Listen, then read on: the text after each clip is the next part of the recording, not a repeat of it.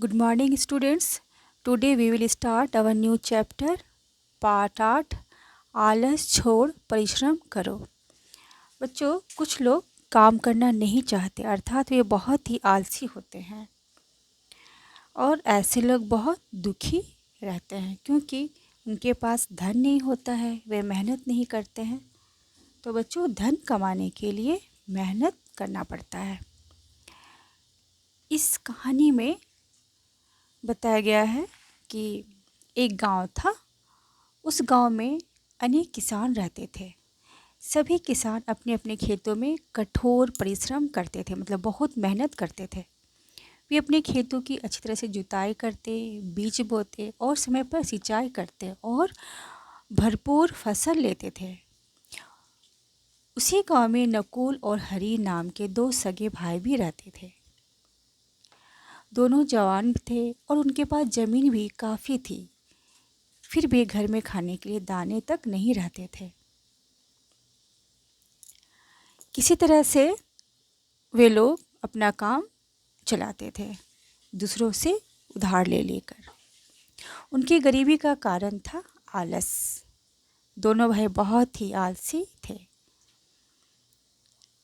एक बार उस गांव में साधु आया। गांव वालों ने साधु का खूब आदर सत्कार किया और उनको अपनी सामर्थ्य के मुताबिक दान दक्षिणा भी दी। इसके बदले में साधु ने सच्चे ज्ञान की बड़ी बड़ी बातें बताई।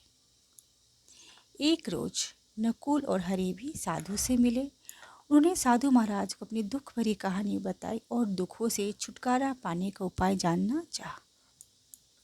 उनकी बातों से साधु जान गया कि जिनके पास गांव के अन्य किसानों से ज़्यादा जमीन है, वे फिर भी सबसे गरीब हैं, तो अवश्य ही वे आलसी होंगे। इसलिए साधु ने उन दोनों भाइयों को कहा, देखो, तुम्हारे खेतों में बहुत बड़ा खजाना गड़ा हुआ है। यदि तुम इस खजाने को निकाल लो तो तुम्हारी सारी गरीबी दूर हो जाएगी। तुम इस गांव के छोटे से राजा बन जाओगे। अगले ही दिन दोनों भाई फावड़े लेकर खेत को खोदने में जुट गए। उन्होंने सारा खेत खोद डाला, परंतु कहीं भी खजाना नहीं मिला। दोनों भाइयों को साधु पर बहुत गुस्सा आया। तुरंत साधु के पास गए और बोले, साधु जी, आपने हमें बहका दिया। हमने पूरा खेत खोद डाला परंतु कोई खजाना नहीं मिला। साधु ने उनसे कहा, शायद कोई जगह छूट गई है। तुम दोनों मिलकर खेत को दोबारा खोदो। साधु के समझाने पर दोनों भाई मान गए। उन्हें पूरा खेत पुनः खोद डाला, मतलब फिर से खोदा। फिर भी कुछ नहीं मिला। अब तो उन्हें इतना अधिक गुस्सा आया कि वे दोनों डंडे उठाकर साधु को पीटने के लिए चल पड़े। जब वे मंदिर पहुँचे तो साधु वहाँ से जा चुका था। दोनों भाई घर लौट आए बड़बड़ाते हुए। घर पर उन्हें परेशान देखकर उनके पड़ोसी एक बूढ़े किसान ने उनको समझाया, देखो बेटा, जब तुमने अपने पूरे खेत को खोद ही डाला है तो उसमें गेहूं के बीज बो दो। बोने के लिए बीज मैं तुम्हें दे देता हूँ। दोनों भाइयों को किसान की बात में दम लगा। वे उसकी बात मान गए। उन्होंने अपने खेत में गेहूं बो दी। उस साल बारिश अच्छी हुई। उनके खेत में गेहूं की फसल लहलहा उठी। लहलहाती फसल को देखकर दोनों भाई बहुत खुश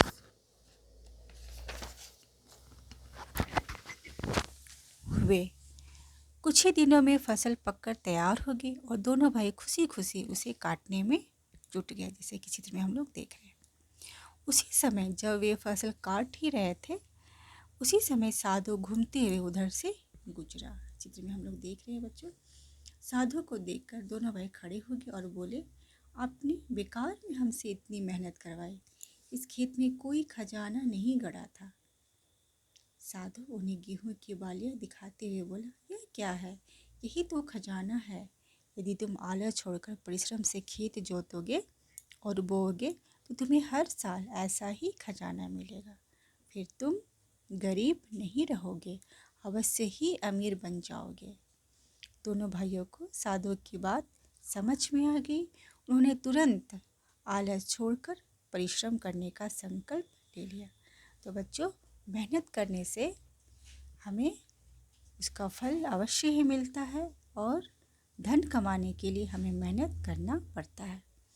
बच्चों, यहाँ पर जो कठिन शब्द और उनके अर्थ दिए गए हैं इन्हें अच्छी तरह से याद करना है, अपनी स्कूल की कॉपी में लिखना है।